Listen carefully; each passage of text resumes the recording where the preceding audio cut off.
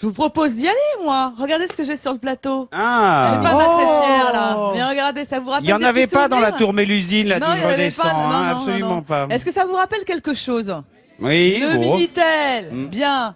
Il est ici parce que j'aimerais savoir, en fait, si vous savez où est né le Minitel. Alors, est-ce que quelqu'un a une réponse? Bretagne. Trop facile, mademoiselle. Tu m'aurais dit Ille-et-Vilaine, je t'aurais dit trop facile. Ben, ici, Non, pas à Fougères. Là, je l'ai entendu. Rennes. À Rennes. J'ai une Il est réponse. né à Non, mais attends, Rennes. Eléno, non, mais c'est pas du jeu, on avait trouvé. Oui, ça de fait notre 10 côté minutes. aussi, on était très bons. Oh, bah alors je vous applaudis, Voilà, madame. bravo. Voilà, il est né à Rennes en 1980. Dans les années 2000, un foyer sur deux en était équipé. Ce que j'aimerais savoir, surtout vous, messieurs, Ouais. est-ce que vous êtes des nostalgiques du 3615? Tu La penses à deuxième quoi? question est, quel était le code exotique après le 3615 que vous inscriviez, que vous tapiez attention, sur le clavier? oulala. j'ai une réponse.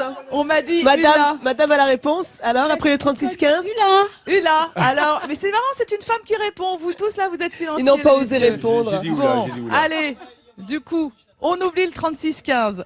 Je vous emmène maintenant sur la petite île de Grand B. Vous savez où elle se trouve? C'est juste en face de Saint-Malo. Et sur la petite île de Grand B, le silence est requis. Savez-vous pourquoi? Pas de concert de vieille charrue dans les- Moi, je sais. Ah, ici Je j'ai une crois, réponse hein. derrière moi. Chateaubriand. En fait, Chateaubriand, c'est la moitié de la réponse. Mais comment vous appelez? Steven. Eh ben, Steven, il sait que Chateaubriand est enterré là-bas. Avec un François- très joli vers, un roc battu par la tempête, cela vaut mieux qu'un panthéon, lorsque le mort fut un poète et que le poète fut breton. On l'applaudit.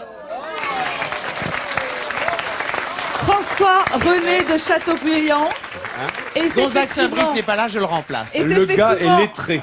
enterré à Grand B selon ses dernières volontés, mais il y est enterré de façon incognito. Il ne voulait pas qu'il y ait une plaque à son nom.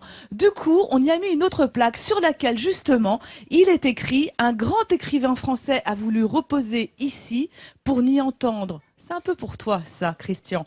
Que le vent et la mer passant respecte sa dernière volonté. Et en plus, son cercueil n'a que 3 côtés, le 4e étant tourné vers la mer. C'est pas joli, ça? Magnifique. En tout cas, il était tranquille jusqu'à ce que Guillaume Crouzet révèle qui était là. Il n'était pas du tout tranquille en Ille-et-Vilaine. Tu sais qu'il était à Combourg et la tour était hantée par un fantôme, le chat. Enfin, c'est formidable. Faut aller voir sa maison de Combourg aussi si vous êtes dans le coin. Et Grand B, ça veut dire tombe, justement, B en breton. Alors maintenant, justement, je voudrais vérifier si les Fougerais et Fougeresses connaissent bien leur département. Et j'aimerais savoir quel est le nom des habitants d'Ille-et-Vilaine. Ah, il y a la réponse. Alors, allez-y, là, t'étais battu, Comment là. vous appelez-vous? Fougère. Les Brétiliens. Le nom de ces habitants? Brésilien. Les Brétiliens. Et pourquoi bravo. Brétiliens? Et pourquoi Et pourquoi Brétiliens? Bon, il n'y a pas longtemps. Ça vient de la contraction de Écoutez, breton Elena. et de Ilien, la rivière d'Ille qui a donné donc les Brétiliens. Allez, on passe maintenant à une légende bretonne. Allez, Une Dieu sait qu'il en légende manque pas, hein. bretonne qui s'appelle le blaireau. Qui est Ah, le bah blaireau? non, alors là, quand même. Ah non, laisse Christian Gourcuff répondre, s'il te Alors plaît. C'est son voisin, à Jérôme aussi. Oui, là, c'était.